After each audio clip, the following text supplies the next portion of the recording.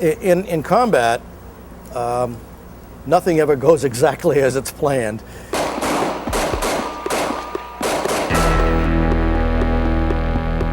You plan the mission, you know what you're supposed to accomplish,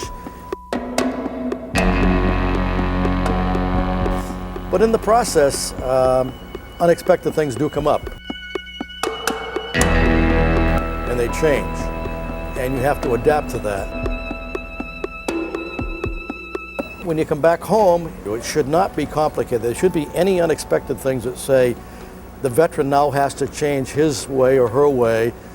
That individual got injured, came home, and now needs the VA without the complications and the maze and jumping through all of the hoops. And that's the kind of the message we'd like the American people to have, so that they can help us change the VA.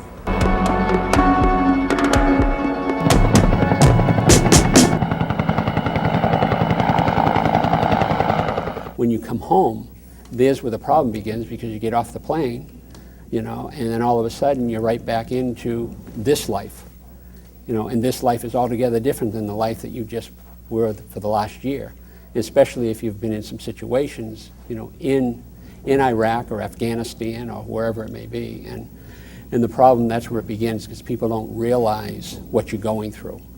I think we all have to recognize that our government does care about the veteran, and that this is probably the greatest nation on the earth to be a veteran in. We have laws and regulations that are there to help out. The problem happens to be is getting access to them. And access sometimes becomes the problem. And that's where the DAV steps in to help get that access opened up so the veteran can get the benefit of the health care he needs. When I left the VA, once I found out I was denied benefits, I then went to the DAV for assistance. And when I went in there and spoke to one of their counselors, they pointed me in the right direction and told me who I needed to speak to.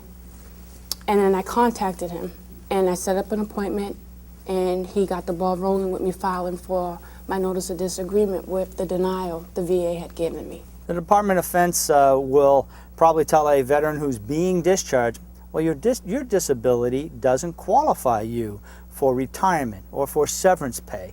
It's only a minor disability. Quite the opposite when they come to the disabled American veterans.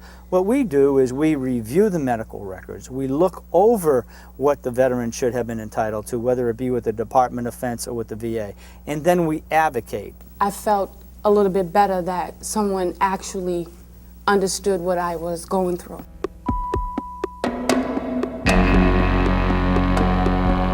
Organizations like the DAV have to maintain high levels of awareness. People do have a short time span. It's front page news on Saturday. On Sunday, it's page 12. In the meantime, we've got kids laying in beds in substandard conditions. Don't deserve that kind of treatment after the work that they have done on behalf of our nation. They should be guaranteed the highest quality medical care and treatment. End of story.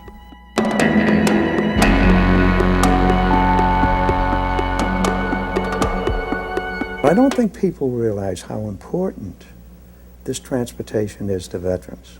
This is so important. It's meant so much to me in my life.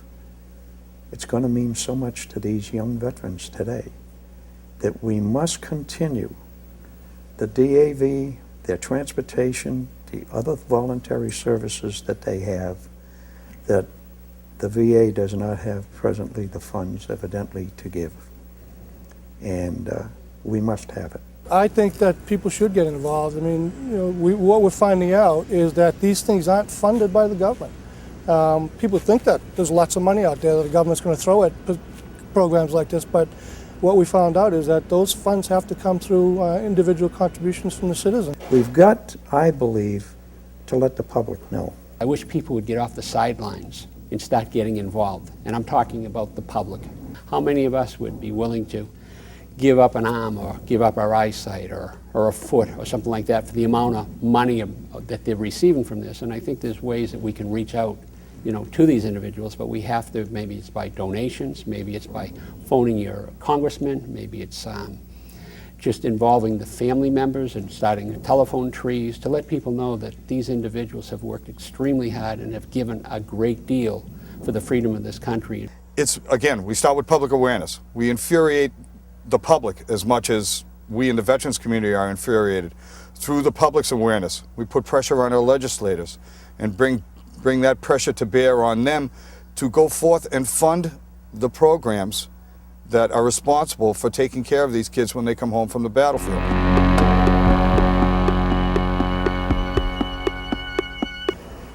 Obviously, if an individual is willing to put their life on the line, there is a responsibility of government to come back and take care of that individual when he does get hurt or she gets hurt. It's just, quite frankly, to me, it's amazing that Congress doesn't understand that.